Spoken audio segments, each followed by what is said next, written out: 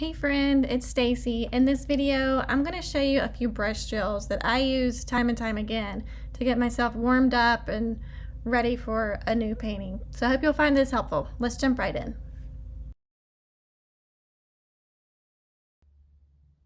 Okay, so these are some of my brushes, but honestly, all of this can be done with one brush, and that is a size 6 round.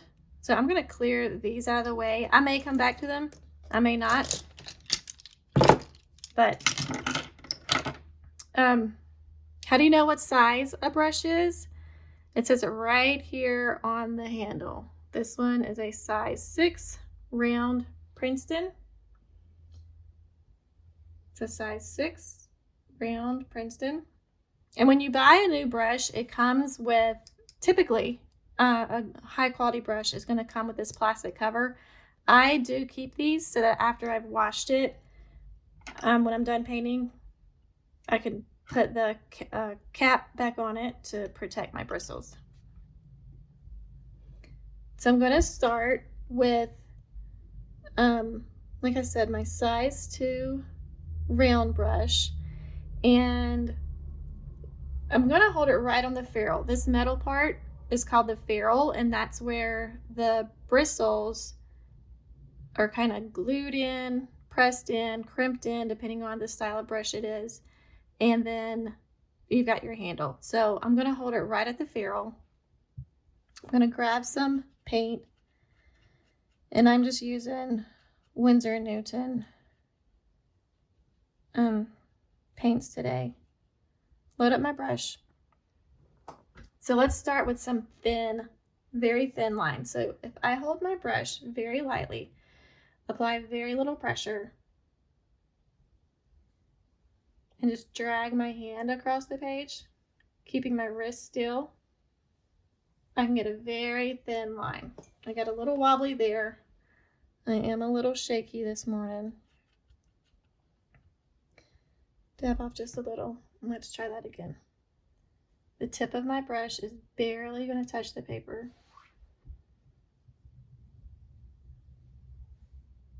I want to do some dashes.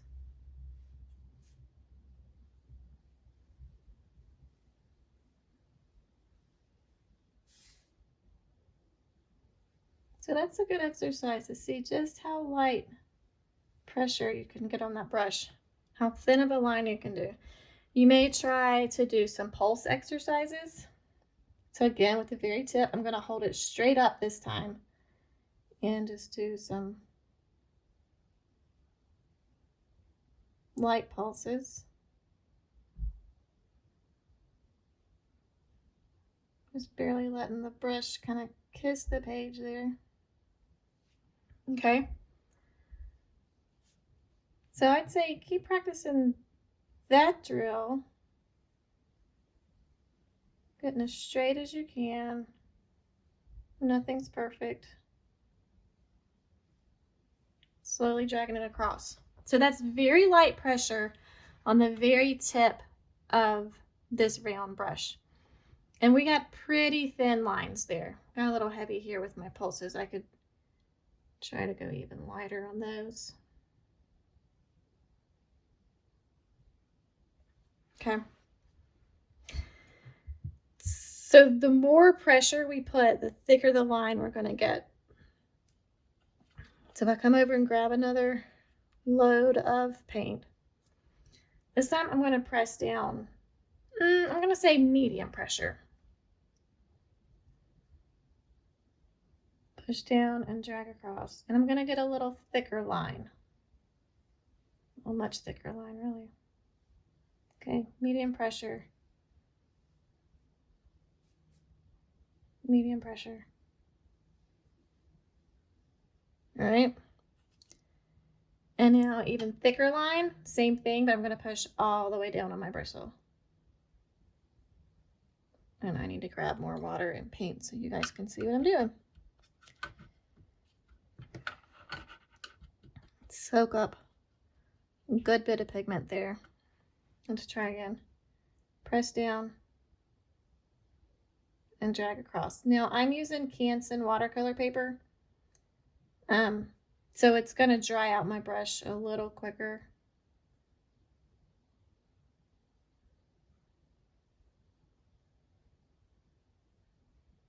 Got some cool dry brush effect going on there though. Wet my brush really good. Okay. Full pressure. Oh, that's better.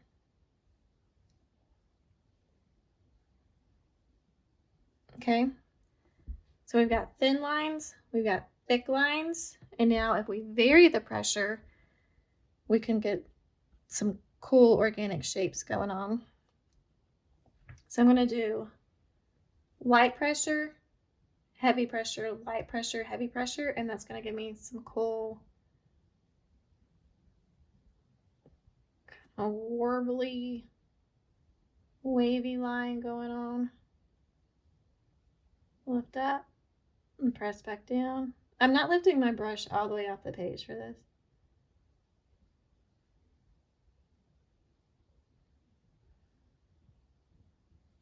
Okay.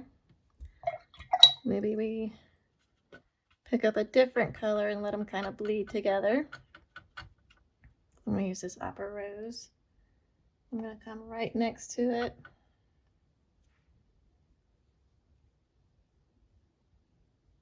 And let them kind of kiss. We'll get some cool bleeds going on. If it's wet enough still, it's probably not wet enough. Oops.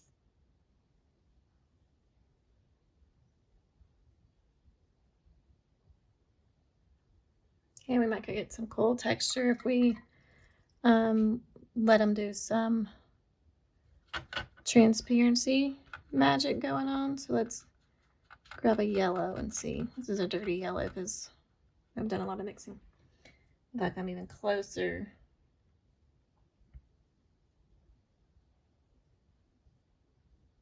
Again, adding pressure, lifting off, adding pressure.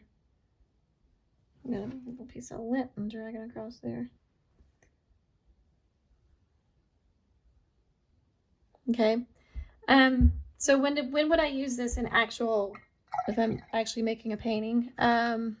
Leaves, any organic shaped leaves or petals. So let's say I'm gonna make a long fern type of leaf. I would start light pressure, add pressure, and lift off. Do that again. Light pressure, add pressure, and then maybe I curve it at the end. Not that one. Light, press, lift off. So that's a real world sort of application and an easy way to make a leaf. Light pressure, add pressure, lift off. Or if it's a rounder leaf, I was planning to show you guys this later, but since I'm doing it, I'll keep it here. And come right beside it. There. Okay. So yeah, leaves, petals, and teardrops. So let's try that again. We'll do some longer leaves here.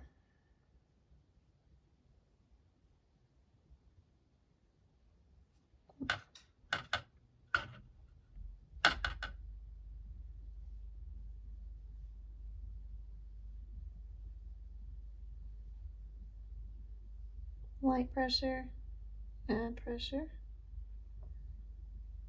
Light pressure from the stem, add pressure. Okay. And then if I was doing a petal, it'd be the same thing, but I'd make more of a C shape with it. I'm gonna come back to my opera rose over here. Let's say we'll make a loose rose. So I'm gonna start with light pressure on my C.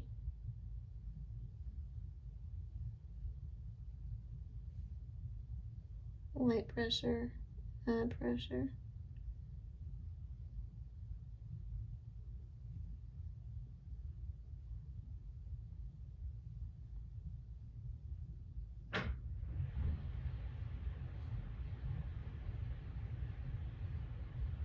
Okay. Or maybe it's a teardrop shape. Maybe we're adding raindrops to something. So I'm doing the same thing by angling my brush. I'll put the tip down on the paper. Tip down, pull towards me. And we've got some little teardrop shapes. This could be great for a leaf as well. So just practice that with add pressure, or touch the paper, add pressure, and lift off. And vary the way you lift off. Maybe you've got a curved leaf coming off of a vine. Almost like a, I don't know, corn stalk maybe. Okay. Another shape we can make is like a stamp shape using the full belly of your brush, the full bristle section, that's called the belly. And maybe, if you can see that very well, just using the belly of the brush as a stamp there. And the brush is pretty wet, and this paper, the water just sits on top. That's how we're getting those little water blobs there. But these are good leaves to try, or good shapes to use. Let's say you're doing eucalyptus, just kind of randomly press in that shape using the belly of the brush. And then we've got a stem of eucalyptus, just like that. Or maybe you've got a stem of leaves.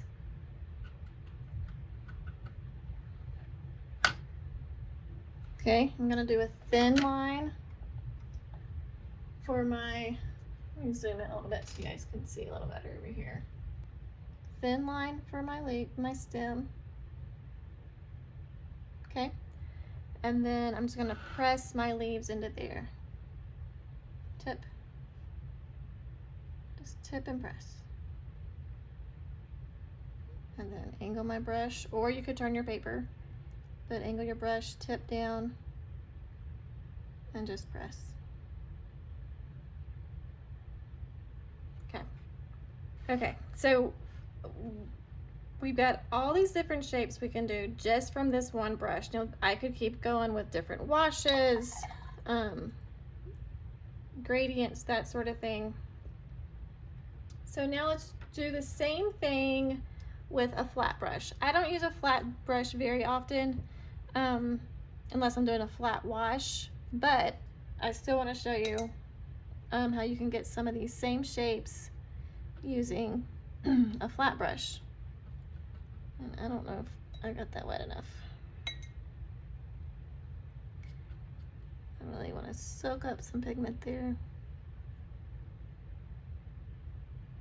Okay. So again, by holding, my handle's wet, by holding the very tip of the bristles, let the very tip of the brush touch the paper, I can get a thin line. So I'm gonna hold it straight up. Okay, I can get a very thin line.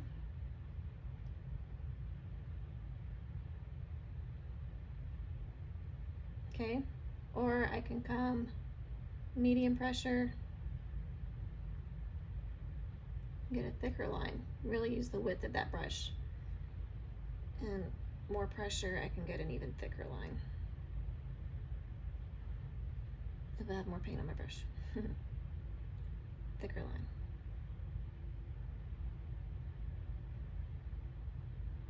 Nice dry effect there.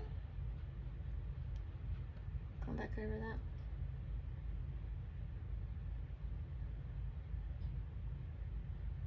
Okay. So with a flat brush, we may get, we could do brick texture pretty quickly.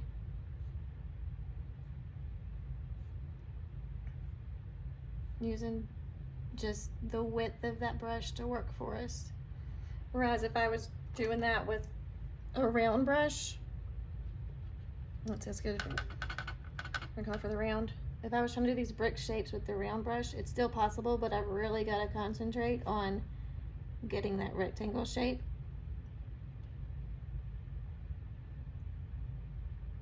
So it's possible, but it's a lot quicker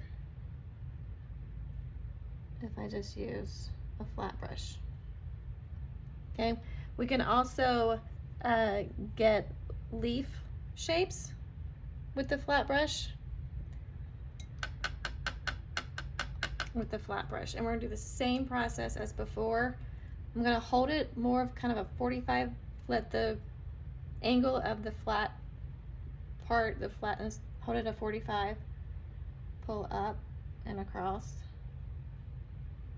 Again, light pressure up. So I'm light pressure across, add pressure, and lift off. Light pressure, add pressure, lift off. And then maybe I'll do it again on the other side. Light pressure, add pressure, lift off. And the same for a flower petal.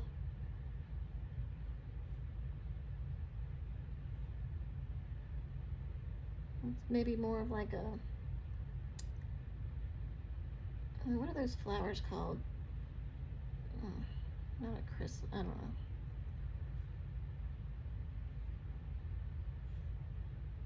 So some kind of funky little flower there. Maybe like a palm tree. Okay. All right. So let's go over some loose floral shapes here. So I mentioned it up here. We can do C shapes and S shapes. So I'm going to start with just some C shapes. Okay. This is great for maybe a tulip. Quick tulip. Press, release, light, press, release, light, press, release. Okay. You can keep doing that all the way around. Light, press, release, light, press, release, light, press, release.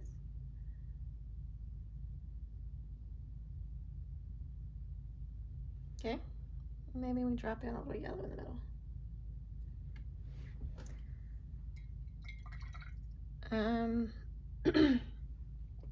Let's see, let's go with a yellow daisy. My friends like daisies. So I'm gonna start in the center, add pressure, pull out.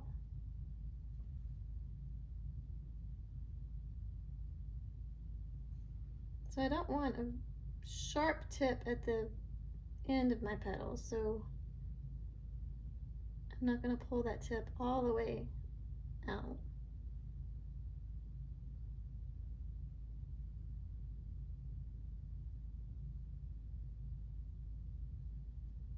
Hopefully y'all can see that yellow.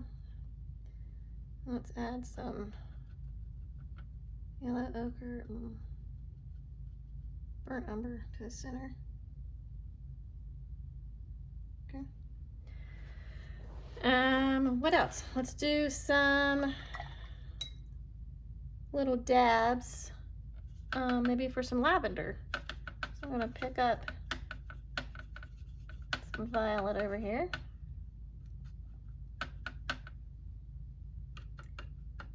Wake up that violet a bit. All right. And let's just very loosely just dab all the way down. And then with the flick of a wrist, I've got my stem. My tip barely touched the page and it's flicked up, okay? Grab some more purple and we'll do another Just let the drops kind of kiss the page. There, now you've got some loose lavender. Okay, since I have them out, I want to show you a few ways I use my specialty brushes. So let's start with the fan brush, okay? When it's not wet, it looks very fan-like. It's very smooth and even, but when it gets wet, those bristles tend to kind of clump together, and we can get some nice texture with it. So I'm gonna pick up some color over here. I better go in the blue so you guys can see it better. I'm gonna just touch the paper. We've got a nice, maybe grass effect. But let's pick up some red in here. Touch, touch, touch, touch, touch, touch, touch, touch. And then throw a stem on it.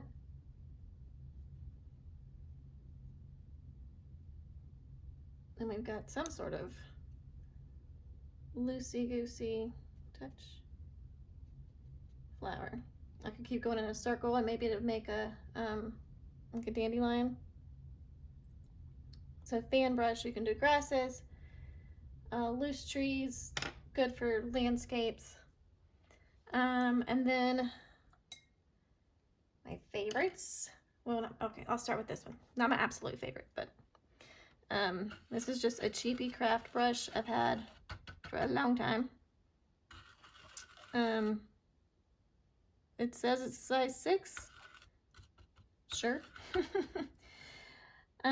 This is a hard brush, so the bristles don't bend as easily as with that, which means we've got some great texture. So maybe it's a crashing wave, whatever the case may be,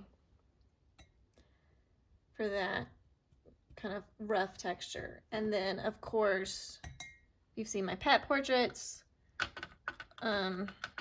Pretty much any painting that I do, we can get with the flick of my thumb, we can get some nice splatters with the toothbrush.